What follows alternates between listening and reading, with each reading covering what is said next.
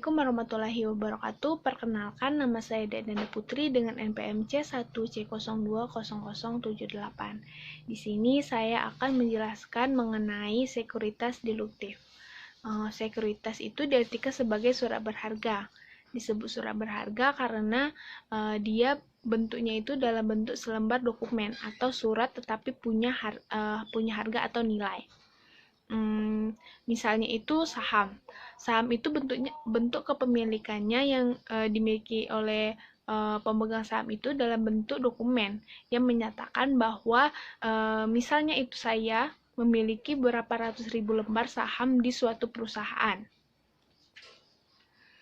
Kemudian obligasi. Obligasi itu juga merupakan sekuritas atau surat berharga karena dalam bentuk sertifikat atau dokumen yang menyatakan bahwa misalnya itu saya sebagai pemegang obligasi dari suatu perusahaan. Nah, kemudian itu juga ada piutang. Lebih tepatnya itu misalnya notes payable. Itu juga dalam bentuk dokumen yang diterima dari pihak yang berhutang. Nah, sekarang muncul yang namanya sekuritas deduktif atau sekuritas dilusi. Itu yang dikatakan sekuritas deduktif adalah sekuritas yang berpotensi untuk dikonversi menjadi saham biasa sehingga menjadi jumlah saham biasa yang beredar tentunya meningkat dan laba per lembar saham akan turun. Karena rumus dasar dari menghitung laba per lembar itu laba per lembar saham maksud saya itu adalah net income dibagi dengan jumlah saham biasa yang beredar. Jika jumlah saham biasa yang beredar menjadi bertambah karena ada sekuritas yang dulunya bukan saham biasa, sekarang dikonversi menjadi saham biasa, otomatis jumlah saham biasa yang beredar menjadi bertambah. Jika bilangan penyebutnya itu bertambah, otomatis laba per lembar saham pasti akan turun karena yang menjadi membagi semakin meningkat karena adanya sekuritas yang dikonversi menjadi saham biasa. Sekuritas yang berpotensi sebagai sekuritas deduktif adalah yang pertama itu utang yang dapat dikonversi, yang kedua saham yang dapat dikonversi, yang ketiga waran saham, yang keempat akuntansi untuk kompetensi saham. Jadi jika seandainya dia dikonversi menjadi saham biasa, maka akan menjadi laba per lembar saham perusahaan itu akan turun. PSAK yang mengatur adalah PSAK tentang instrumen keuangan. Jadi PSAK 50, PSAK 53, dan PSAK 55. Ada PSAK 60 dan sekarang ada PSAK 70 yang mengatur tentang instrumen keuangan. Selanjutnya itu convertible bond. Nah, yang pertama yang termasuk dalam sekuritas deduktif adalah convertible bond atau obligasi yang dapat dikonversi menjadi saham biasa. Ini tidak sama dengan obligasi biasa. Jika obligasi biasa itu ada fitur atau tidak ada hak bagi bondholder untuk mengkonversi menjadi saham biasa.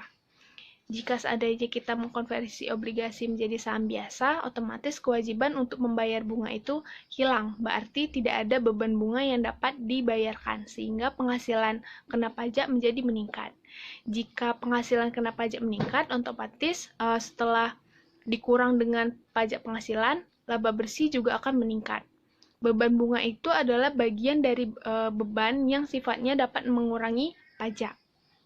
Net income diperoleh dari pengurangan laba operasi dikurangi dengan pajaknya.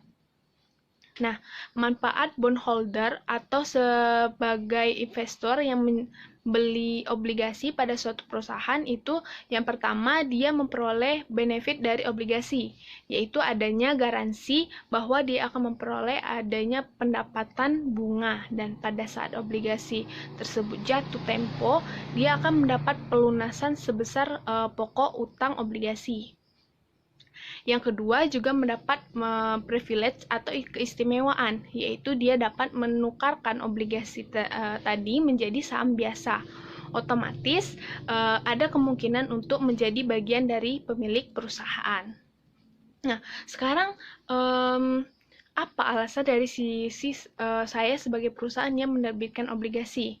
Yaitu yang pertama, dengan saya menerbitkan convertible bond, maka saya dapat memperoleh modal atau dana tanpa harus berbagi kepemilikan. Yang kedua, kemungkinan yang kedua itu saya dapat memperoleh suatu dana dengan debt financing yang lebih murah. Selain itu, alasan perusahaan menerbitkan convertible bond yaitu supaya lebih menarik, karena biasanya orang akan lebih tertarik membeli obligasi jika ada fitur dapat dikonversi menjadi saham biasa, dibandingkan jika obligasi itu berbentuk obligasi biasa. Dalam PSAK 50 terkait dengan convertible bond, maka perlakuan secara akuntansi harus dipisahkan mana yang merupakan komponen liabilitas dan mana komponen ekuitas. Karena convertible bond mengandung dua unsur, yaitu unsur liabilitas dan ada unsur ekuitas. Cara untuk memisahkannya kita mengenal dengan metode with and without atau metode dengan dan tanpa. Cara dari penggunaan metode ini ada 3 tahap, yaitu yang pertama, menentukan terlebih dahulu nilai wajar dari convertible bond, yaitu kita bicara pada sekuritas yang mengandung dua unsur, yaitu unsur liabilitas dan unsur ekuitas. Selanjutnya, menentukan nilai wajar untuk komponen liabilitasnya. Caranya yaitu dengan menggunakan present value.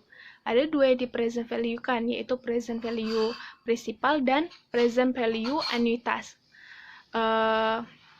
Yaitu beban bunga yang dibayarkan secara periodik.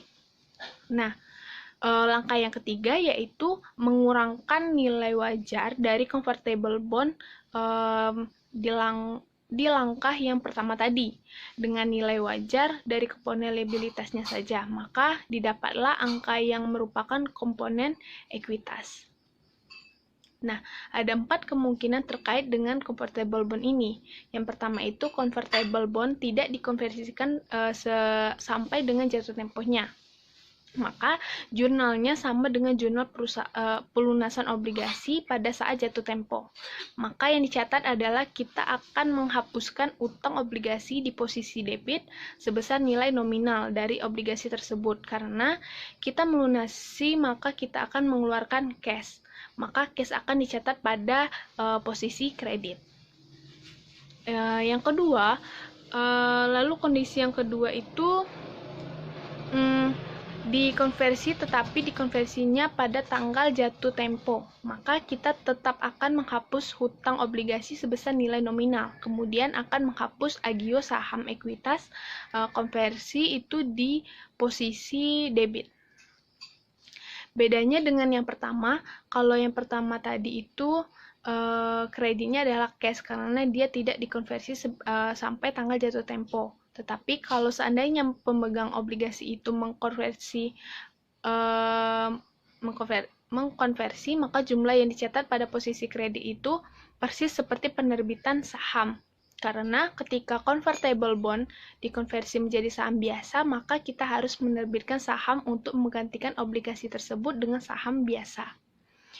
Ketika convertible bond ini dikonversi menjadi saham biasa pada tanggal jatuh tempo, maka akun agio saham ekuitas konversi akan ditransfer ke agio saham biasa. Nah, yang ketiga, convertible bond ini dikonversi, tetapi dikonversinya lebih cepat dari tanggal jatuh tempo. Ketika kita menerbitkan convertible bond, maka kita tetap harus membuat daftar amortisasi. Maka hutang obligasi akan kita catat di posisi debit, yaitu kita hapuskan sebesar nilai tercatatnya. Kemudian, untuk setiap convertible bond ini, kalau dikonversi maka akan kalau dikonversi maka akun agio saham ekuitas konversi harus dihapuskan, maka kita akan mendebit juga agio saham ekuitas konversi. Kemudian akun yang di posisi kredit adalah untuk mencatat penerbitan saham biasa. Selanjutnya yang keempat, obligasinya tidak dikonversi, tetapi obligasi ini dilunasi lebih cepat dari tanggal jatuh tempo. Maka kita akan memperhitungkan berapa keuntungan atau kerugian dari pelunasan obligasi dipercepat. Kita bandingkan berapa kas yang harus dibayarkan untuk melunasi obligasi ini, bandingkan dengan berapa nilai tercatat dari obligasi ini pada tanggal pelunasan. Yang kelima, itu sekarang kita lanjutkan ke konversi terinduksi. Ini biasanya dilakukan oleh perusahaan yang menerbitkan obligasi ketika dia menginginkan tidak mau lagi membayar adanya kewajiban bunga. Maka satu-satunya cara supaya dia tidak lagi membayar bunga, maka dia meminta kepada pemegang convertible bond untuk mengkonversi obligasi itu menjadi saham biasa. Dengan dikonversinya obligasi menjadi saham biasa, otomatis tidak ada lagi kewajiban kita sebagai penerbit obligasi untuk membayar bunga karena dia tidak lagi berbentuk obligasi, tetapi sudah berbentuk saham.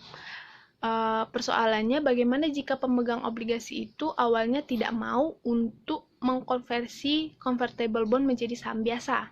Nah, maka perusahaan yang menerbitkan convertible bond akan menginduksi atau memberikan rangsangan berupa iming-iming dengan adanya tambahan cash sebesar jumlah tertentu pada pemegang obligasi supaya mereka mau untuk mengkonversi obligasi tersebut menjadi saham biasa. Mungkin itu saja yang dapat saya sampaikan mengenai sekuritas deduktif. Sekian dari saya. Wassalamualaikum warahmatullahi wabarakatuh.